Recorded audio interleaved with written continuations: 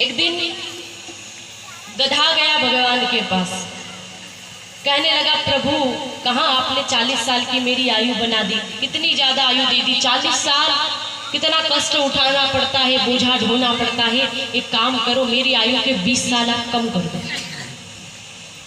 भगवान बोले ठीक है। उसकी 20 साल की आयु भगवान ने कम कर दी और वह आयु दे दी मनुष्य को। मनुष्य की आयु कितनी हो गई? 60 साल की।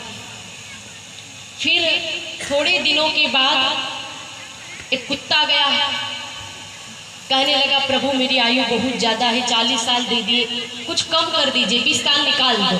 भगवान बोले ठीक है। भगवान ने उसकी आयु के भी 20 साल कम करके वह आयु दे दी मनुष्य को। अब मनुष्य की आयु कितनी होगी? 80 साल।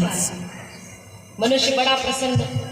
फिर थोड़े दिनों के बाद एक उल्लू गया भगवान के पास और कहने लगा प्रभु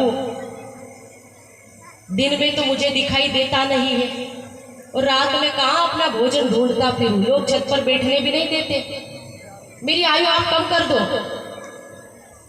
तो भगवान ने उसकी आयु के 20 साल कम करके वह 20 साल दे दिए मनुष्य को। अब मनुष्य की आयु हो गई पूरे 100 साल।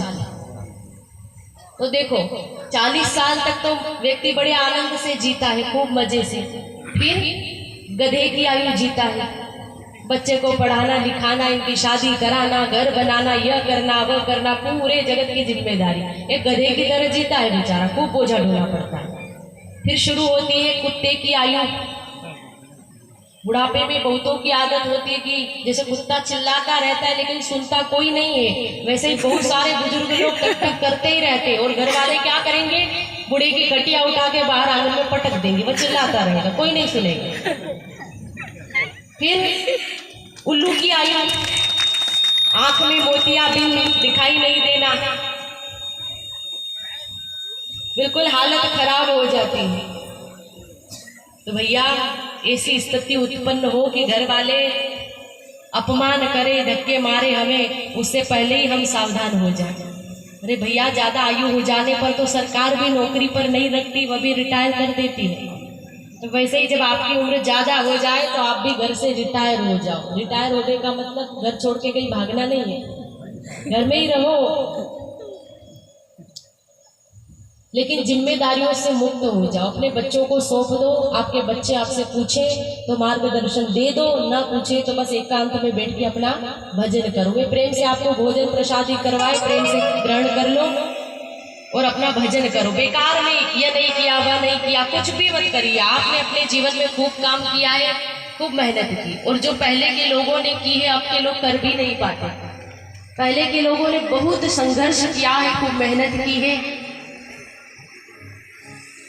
तो अब समय आ गया है भगवान का भजन करने का, हरि भजन करने का, कि खूब मेहनत कर ली, खूब काम कर लिया, बच्चों के लिए जितना कर सकते थे उतना किया। अब आप जिंदगी भर थोड़ी उनके साथ में रहोगे, आपको तो एक न एक दिन जाना ही पड़ेगा, सबको ही जाना है। तो अपने कर्तव्य को निभा लिया, अब आयु हो गई है तो क्यों नहीं भगवत भजन करने के लिए कुछ समय निकाल ले। बहुत कम लोग ऐसे होंगे जो बुढ़ापे में समझ जाएंगे इस बात को और बैठ के हरि भजन करेंगे। नहीं तो न जाने ऐसा क्या होता है कि बुढ़ापे में और ज्यादा बुद्धि खराब होती जाती है। माला गिनने को कहो तो माला नहीं गिनेंगे, चौराहे पर बैठ के माल गिनेंगे,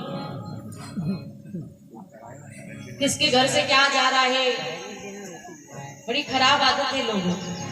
नहीं तो फिर शमशान में बैठ जाएंगे। अब तो शमशान में बैठने की भी अच्छी अच्छी व्यवस्था हर जगह हो गई है, कुर्सियां लगा दी गई, लोग वहां बैठ के खूब ताश के पत्ते कूटते रहते हैं। उसके लिए सबके पास समय है, टाइम है, पर भजन के लिए समय नहीं। बेकार की बातें करते रहते हैं। स्वामी शंकराचार्य जी ने वर्णन किया है कि मनुष्य इस आशा के पिंड को किस हद तक जकड़े रखता है। अंगम गलितम पलितम मुंडम दशनम विहितम जातम तुंडम वृद्धो याति गृहीत्वा दंडम तदपिन मुंचति आशा पिंडम। मतलब शरीर गला जा रहा है, बाल सफेद पड़ गए हैं, आंखों से दिखाई नहीं देता, दुर्बलता के कारण लकड़ी के सहारे चलना पड़ता है। तो एक बूढ़े की भांति आचरण करने के बदले भज गोविंदम भज गोविंदम गोविंदम भज मूढ़ मते, भगवान गोविंद का भजन करो। क्योंकि आयु धीरे धीरे समाप्त होती जा रही है और हम दिनों दिन मृत्यु के करीब होते जा रहे हैं। तो इसे सुधारो।